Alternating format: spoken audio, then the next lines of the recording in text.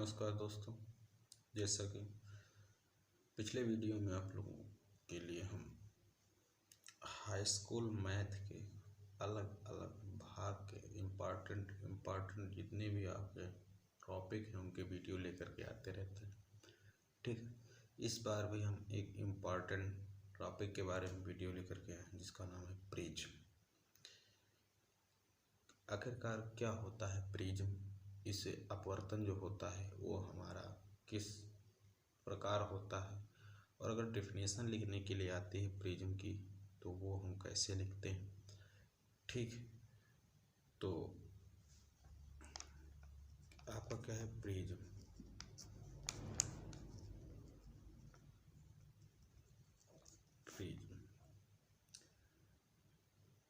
ठीक, क्या होता है प्रिज्म। जैसे डेफिनेशन अगर जो आप लोगों को लिखने के लिए आती है तो डेफिनेशन लिखते हैं कि किसी पारदर्शी माध्यम के उस भाग को जो किसी कोण पर झुके हुए दो समतल पृष्ठों के बीच में स्थित होता है,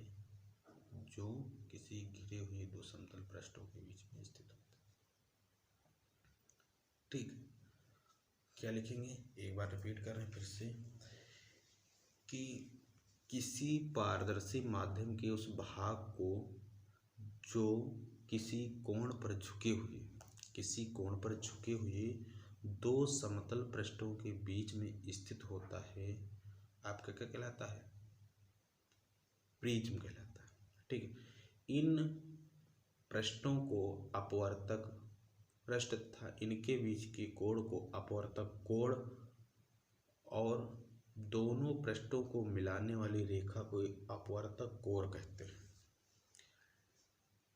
अब हम फिगर के माध्यम से आपको समझाते हैं कि किसी पारदर्शी माध्यम के उस भाग को जो किसी कोण पर झुके हुए दो समतल पृष्ठों के बीच में स्थित होता है, जैसे ये आपकी एक समतल पृष्ठ है, ये आपकी एक समतल पृष्ठ है, तो ये आपका क्या हो जाएगा, आपका प्रिज्म हो जाएगा। अब आपसे कहता है कि इन पृष्ठों को अपवर्तक पृष्ठ कहते हैं। ये जो आपके हैं पृष्ठ, ये आपके क्या होते हैं, अपवर्तक पृष्ठ होते हैं, अपवर्तक पृष्ठ जिनसे आपका अपवर्तन होगा। ये भी आपका अपवर्तक पृष्ठ होता है, ये भी आपका अपवर्तक पृष्ठ होता है। ठीक है, और आगे कहता है कि इनके बीच के कोण को अपवर्तक कोण कहते हैं। जैसे ये आपका भी अपवर्तक पृष्ठ है, अपवर्तक पृष्ठ, और ये भी आपका है अपवर्तक पृष्ठ, तो ये आपका अपवर्तक पृष्ठ है और ये वाला भी आपका अपवर्तक पृष्ठ है। तो इस अपवर्तक पृष्ठ और इस अपवर्तक पृष्ठ के मध्य में जो भी आपका कोण बनेगा, इसके बीच में आपका ये बनेगा, इसके बीच में आपका ये बनेगा, तो इनको हम कहते हैं अपवर्तक कोण। क्या कहते हैं, अपवर्तक कोण कहते हैं। ठीक, यानी अपवर्तक पृष्ठों के मध्य में जो कोण बनता है उसे हम अपवर्तक कोण कहते हैं। है समझ में, क्लियर। दोनों पृष्ठों को मिलाने वाली रेखा को अपवर्तक कोण कहते हैं। ये जो आपको रेखा मिला रही हैं दोनों पृष्ठों की, जो जितनी भी आपकी रेखाएं मिला रही हैं इन्हें हम कहते हैं अपवर्तक कोण। क्या कहते हैं, ये जो आपकी रेखाएं हैं, जो भी आपकी रेखाएं से मिला रही हैं, ये आपकी रेखाएं मिला रही हैं, ये सब आपकी अपवर्तक कोण कहलाएंगे। ठीक है, तो डेफिनेशन आपको पता चल गई।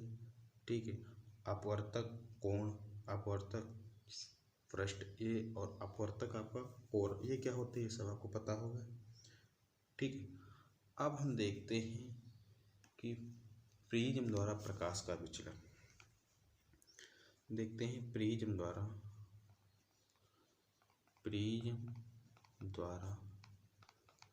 प्रकाश का विचलन, प्रिज्म द्वारा प्रकाश का विचलन ये कैसे होता है। ठीक है, इसके बारे में जानकारी मिलेगी। ठीक, प्रिज्म द्वारा प्रकाश का विचलन, ले लेते हैं प्रिज्म को। माना ये हमारा कोई प्रिज्म है, बड़ा भारी बना लें जिससे आप लोगों को समझने में कोई भी परेशानी ना हो। ठीक है, कोई भी परेशानी नहीं होनी चाहिए आपको। तो ए मान लेते हैं ए है, ये मान लेते हैं बी है, मान लेते हैं। ये हमारे क्या है, अपवर्तक पृष्ठ है। क्या है, अपवर्तक पृष्ठ। और ये हमारे जो क्या है, अपवर्तक कोण है। और जो रेखा इनको मिला रही वो हमारी क्या है, अपवर्तक कोण है। ठीक है, विचलन निकालना है हमको। तो क्या करेंगे कि माना ABC कांच के एक प्रिज्म का मुख्य परिच्छेद है, कोण BAC अपवर्तक कोण है। इसको हम मान लेते हैं कि ये हमारा अपवर्तक कोण है तथा वायु के सापेक्ष कांच का अपवर्तनांक ANG है।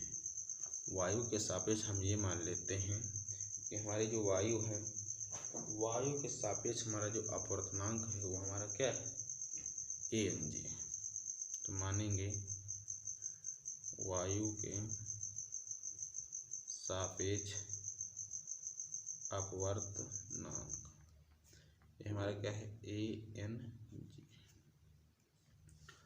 ठीक है, माना कि आपतित किरण PQ प्रिज्म के पृष्ठ AB के बिंदु Q पर गिरती है।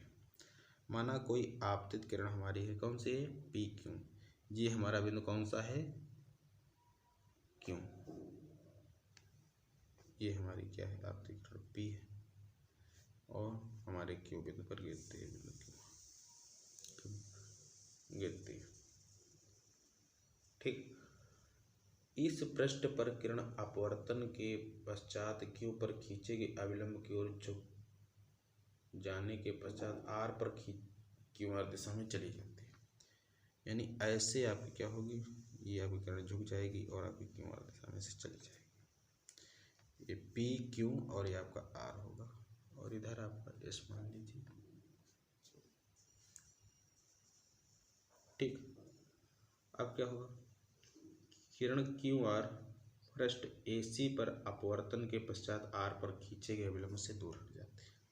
अब क्या करते हैं, हम यहाँ पर एक अभिलंब खींच लेते हैं, यहाँ पर भी हम एक अभिलंब खींच लेते हैं इसे। और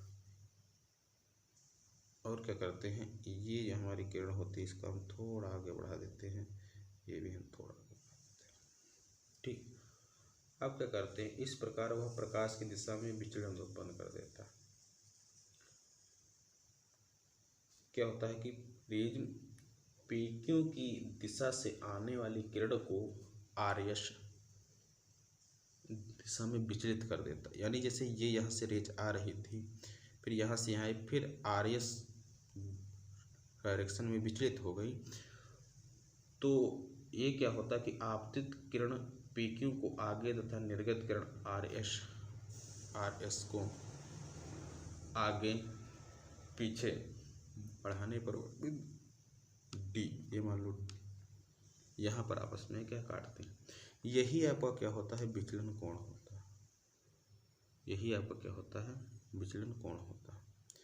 यही आपका जो होगा, ये आपका विचलन कोण होगा। यदि हम प्रिज्म पर गिरने वाली किरण के आपतन कोण, ठीक है, आपतन कोण I को और भी बढ़ाते जाए, ये आपका आपतन कोण I होगा। यदि आपका I ज़्यादा होगा, यदि I का मान ज़्यादा होता चला जाएगा तो जो हमारा विचलन कोण है डेल, इसका मान घटता चला जाएगा, ताकि एक विशेष आपतन कोण के लिए विचलन कोण न्यूनतम हो जाता है। आपतन कोण और अधिक बढ़ाने पर विचलन कोण फिर बढ़ने लगता है और एक विशेष आपतन कोण के लिए विचलन कोण न्यूनतम होता है। इस न्यूनतम विचलन कोण को आप अल्पतम विचलन कोण कहते हैं। क्या कहते हैं, अल्पतम विचलन कोण कहते हैं। यदि किसी प्रिज्म का कोण A हो, यदि देखिएगा, यदि किसी प्रिज्म का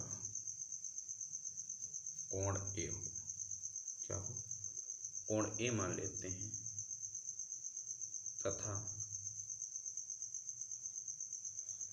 रंग विशेष के लिए